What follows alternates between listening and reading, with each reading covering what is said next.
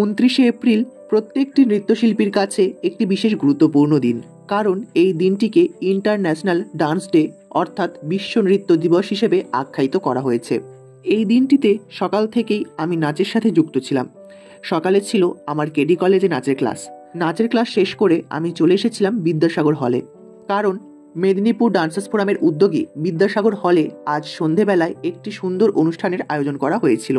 বিদ্যাসাগর হলে আমি পৌঁছে দেখি যে এখানে সব প্রস্তুতি মোটামুটি শেষ হয়ে এসেছে, আর এখানে সবাই ধীরে ধীরে আসতেও শুরু করে দিয়েছে।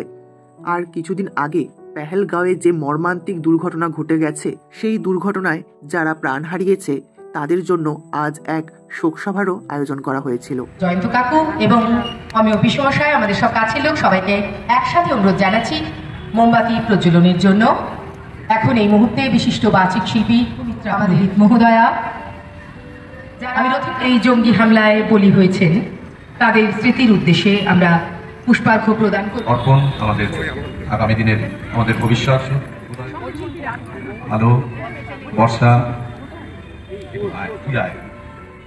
এরপর শুরু হলো আমাদের আজকের সন্ধ্যার মূল অনুষ্ঠান।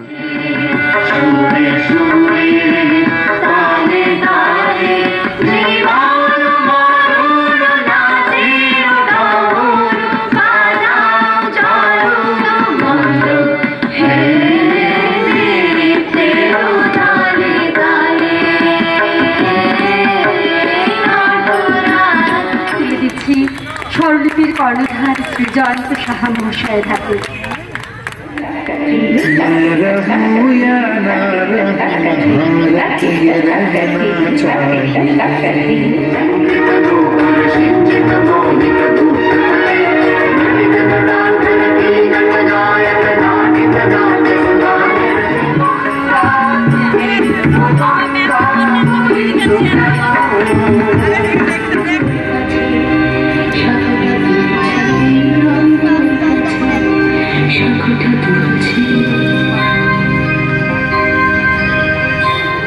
ধর্ম কোন ছলে খুনের কথা বলে আর হিংসা ছড়ায় না,